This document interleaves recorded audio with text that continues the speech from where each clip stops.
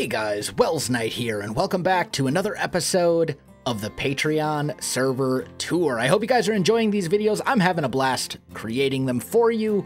And today we're going to look at at two very cool builds, one of which is very historically inspired and is really cool. It's a great source of inspiration, I think, if you're into sort of historically accurate builds. So without further ado, let's jump into it. All right, guys, we're taking a look at Diffquin's place, and he is joining us. Hello, hello. Hello there. What you got? Well, I hope you're ready for a history lesson here. Oh, I love some history. Yeah, because when I looked at plots, I thought to myself, well, most everything has been done before in like world history and stuff. Mm-hmm. So I thought to myself, well, probably nobody's done Denmark so far. Oh, and really? As in rural Denmark, golden age, 1850s. It's actually like I'm trying to make something historically accurate.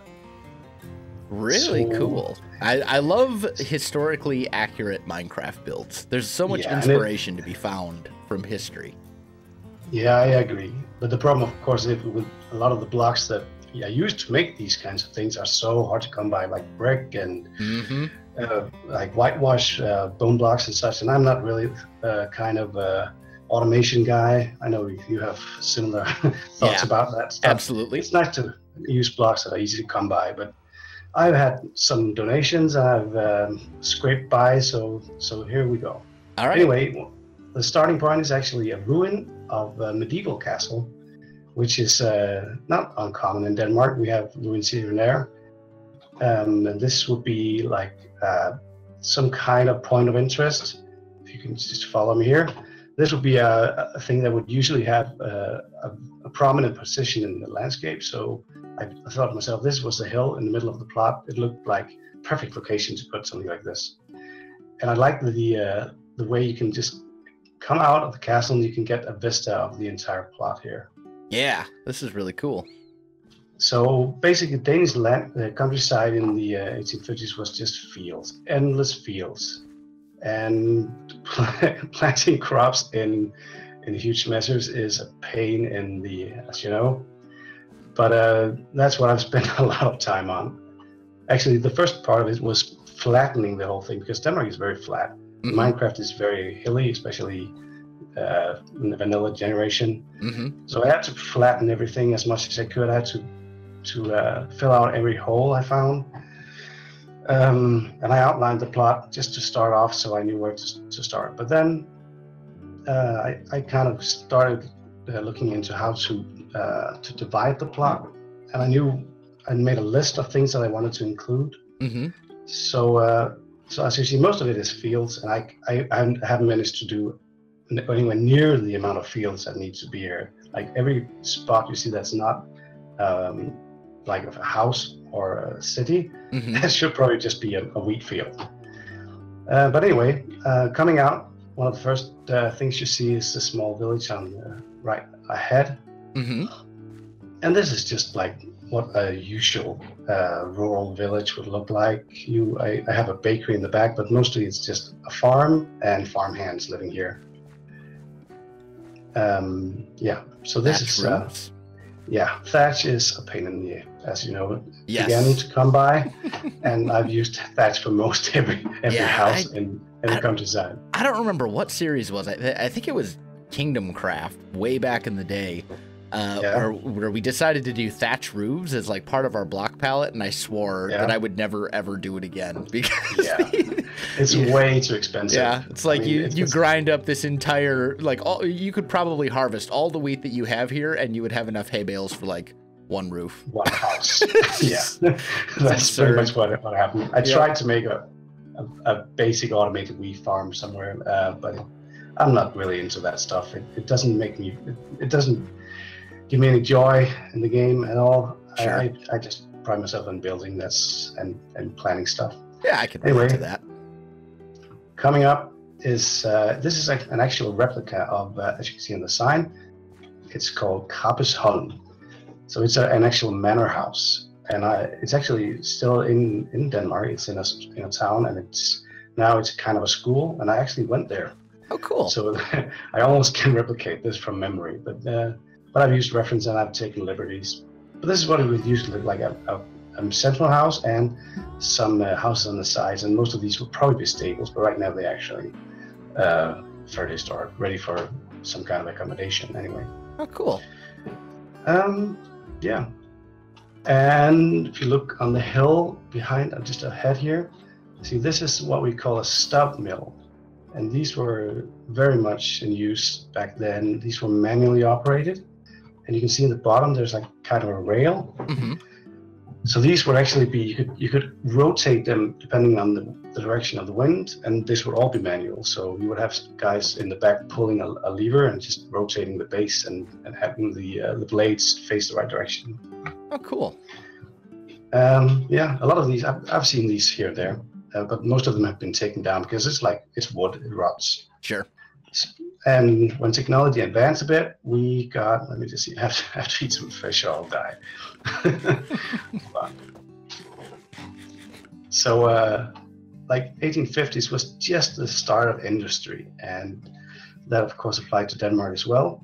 So if we just go the other end of the plot, if I can just get these rockets to work. There we go. So across from here, at the very opposite end, we find a modern windmill at that time. Oh. And these were called Dutch windmills because, as you know, the Dutch are masters of the wind. Let me, so, there we go. I was going to say, yeah. let me TP to you because I'm looking at something different right now. Yeah, sure. Okay. So this is a much more modern mill, and it had like you could rotate the top only, so the base is stable.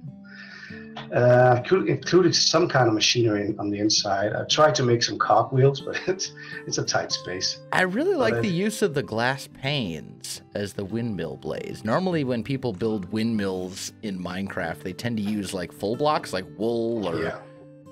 I really like the use of the glass planes. That's very clever. Well, the sails are very thin, actually. It was paper or fabric. Mm-hmm.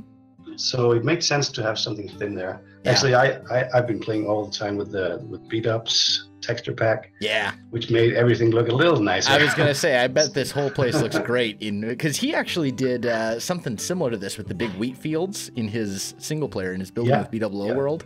And I was like, man, this reminds me of building with B-dubs. Well, I'm honored. I've been a fan of his as me too, for a long time. So anyway, this is a modern windmill at the time, and these still exist here and there. Usually they made cafes or stuff, something like that. Cool.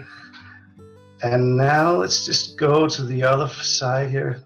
Right below us here we have a late edition, and it's a chalk mine. A chalk mine? Yeah. Oh. So we use a lot of whitewash. Mm-hmm. We did use a lot of whitewashed houses, and of course they had to be chalked. So this was probably one of the only things we really did mine in Denmark at that time.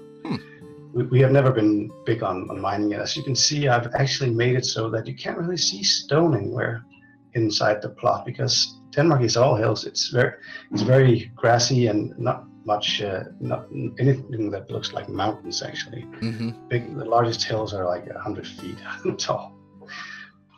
So this was the mine, and over here is yet another mill, but this is a water wheel.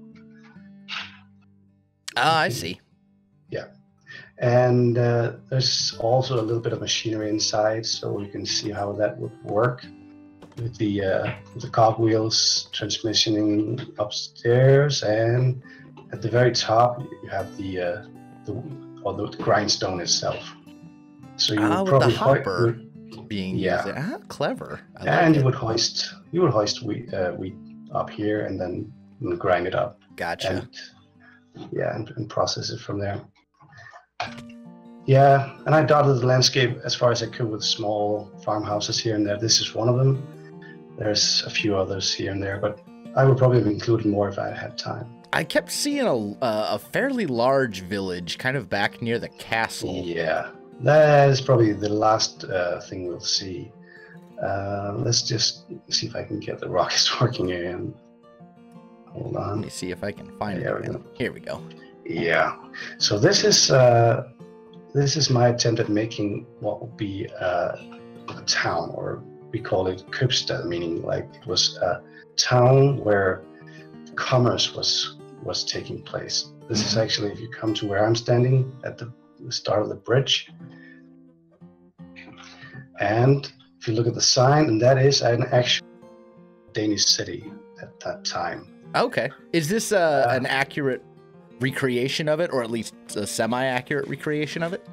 Not at all. Not this at all. Is just okay. Bits and pieces here and there. Like if you see the centerpiece here in the middle of the road, that is the town hall, which is somewhat historically correct from another town that's called Ebeltoft. And that was what an old town hall would look like. You would have town meetings there, but it will actually also have the jail in the basement. And then townhouses, I actually tried to make them as varied as I could, because I see a lot of Minecraft towns just being the same style for every house, which would never be how these towns would look. Yep, I'm totally guilty of doing that. Yeah, it's a great look, and it's pleasing to the eye, but it's not. If I'm trying to do historically accurate, I would probably do myself a disfavor if I made every house the same. Yeah, I have to say, with this town, there's some really like interesting block palette choices, like the spruce wood, and then the oak, and then the hardened clay over here, and then you've got like nether bricks spread around, like stuff that I would never really consider like using together, but when it all comes together in the end, like it works. Yeah, actually, the nether brick was, as you know, it's all black in the beat-ups pack. Yeah, so, yeah. In fact, you know what I should do? Okay, sorry about that. I clicked the wrong button and broke things. But we're back, and I've got the beat-ups texture pack loaded up because that's what you've been building in. So I figure probably should look at it from the same perspective that you've been building it. It makes the brick look so much better. Yeah. Yeah, the base of the buildings would probably look a lot nicer now. Yeah, that too, with the black nether brick. I do the same with my own texture pack.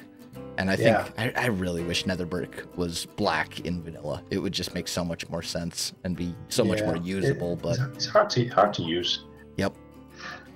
Anyway, I've pretty much shown you the city, but points of interest. There's a harbor with a bit of a warehouse on the other side.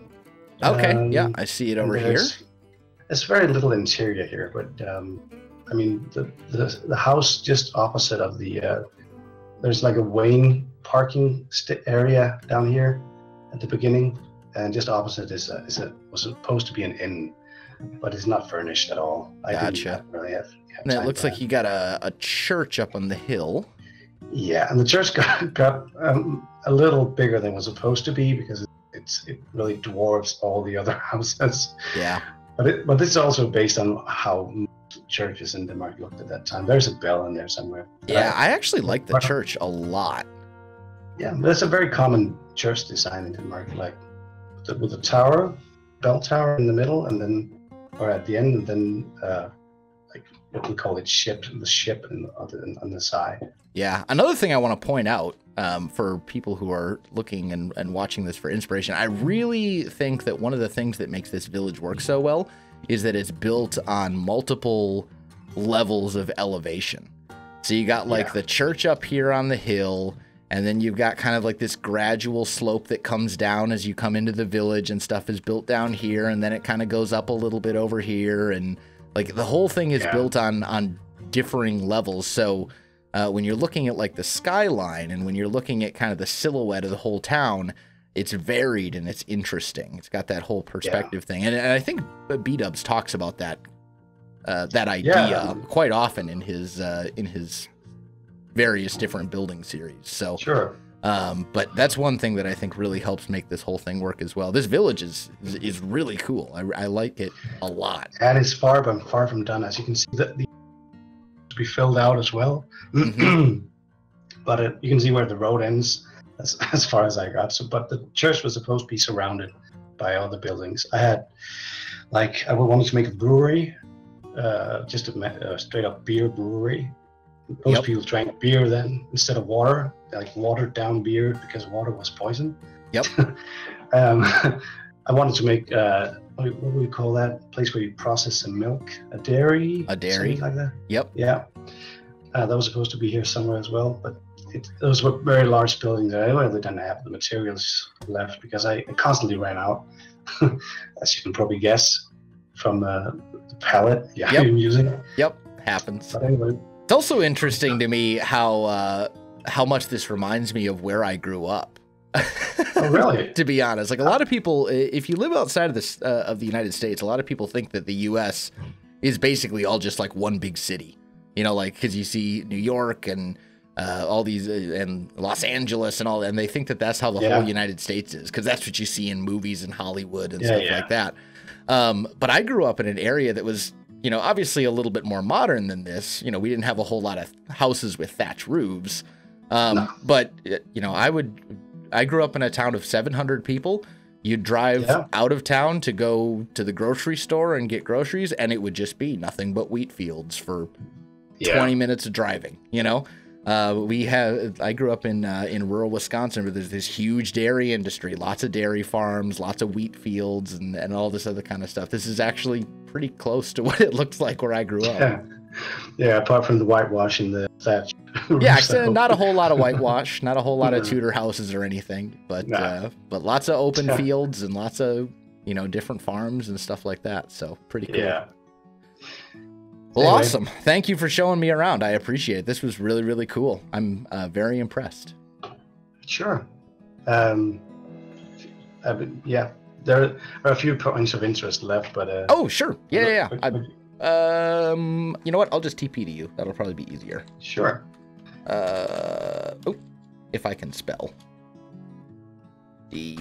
Ta-da! There we go. Magic. Okay, just to round out the point I made before, that this was at the beginning of industry, and what we're standing on is a tile works, which was a very common industry at the time because people started abandoning the whitewash and the thatch in favor of brick. So most houses today, even today, are brick-based or somewhat brick-coated, and that all started at this time. So this is also based around an actual building that had this kind of design. Cool. Oh, and there's a bit of an interior in here too. I mean, not a whole lot, but I can see you've actually taken the time to detail the interior and put like a proper floor in somewhat. All that kind of stuff. Looks like a kiln here as well on the inside. Yeah, that's an oven. I'm not sure. It might be called a kiln in English. Yeah, I think the oven that you would use for firing clay, we would call a kiln. Yeah, probably a large-scale industrial kiln. Yep. Okay, so final point I want to, and that is at the very other end of the map. If you just cross the bridge. Okay. Let's just see if we can wrap it up there. Let's see you. I'm right behind you. All right, sure. Just walk down the alley. So one of the points of interest we actually still have in the countryside is the one just in the front of you there. That little hill. Okay. And I'd like to see if you can guess what that would be. Let me get up a little closer to it. I'm going to guess burial mound. Yeah, actually, it's an old Viking burial mound. And those still exist, and they're usually in the middle of fields. So farmers will have to plow and sow, but they can't touch them. They're all sanctified, and they actually rest in a lot of places. And just for fun, I included an entrance and a small burial chamber. But I like the idea that these landmarks that actually still exist are also present in the map here. Cool. We have burial mounds in the States as well, actually. Oh, really? Yep. Lots of Native American tribes had the tradition of burial mounds. So there's some places in the States where there'll be just burial mounds that are massive, and obviously they're all protected and all that kind of stuff as well. So yeah, of course. I made the mistake of forgetting that America existed before Europeans arrived. Yep. Not the first one to do that. Not the first, probably not the last. Yep. We sometimes do the same thing, to be fair, so. Yeah. Anyway, thanks so much for making time for checking it out. Yeah, thanks for showing me around. This was awesome. This was really cool. Thanks. And yeah, have a nice day. You as well. All right, cool. So this is my humble abode. We are here. I didn't want to destroy the monument, so I decided to raise it up. Okay. So you actually basically tore it down, moved it all vertical, and rebuilt it up above the water? Yes, with some modification to accommodate some things we'll see inside. Okay, cool. So left and right, iron farm on the right, mob farm that you'll recognize on the left. Gotcha. We go inside here. Don't mind the cats.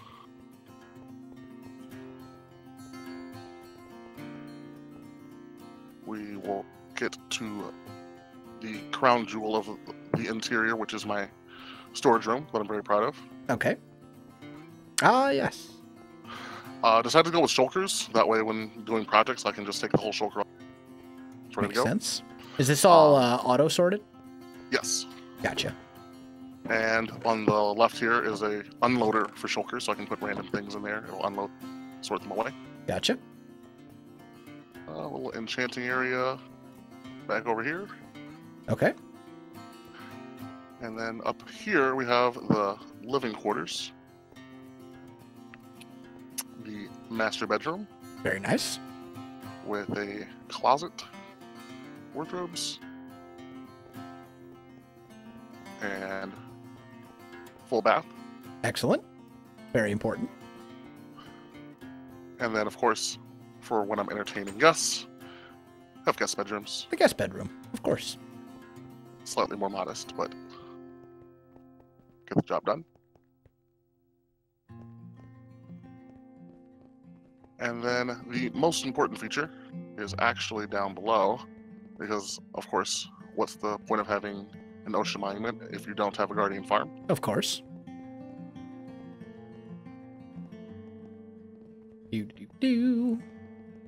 Unfortunately, it's somewhat still maze-like Yes. on the interior. I can see. That's all right, though.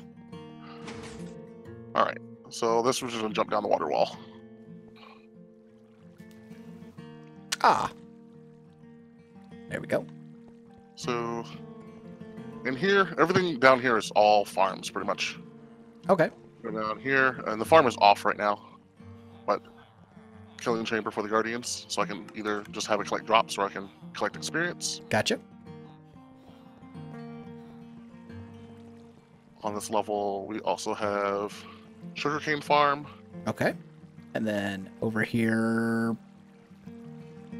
that's probably... No, those are Melon Pumpkin Farms. Gotcha. Is that the Ilmango design? It's a modified version, yes. Modified version? Yep. This I'm really proud of. I stole this from Tango. This is his AFK cow farm. Ah, nice. Great for leather. Usually fills up a double chest in a 5-hour session. Oh, that's not bad. And then around here, we go into the storage facility.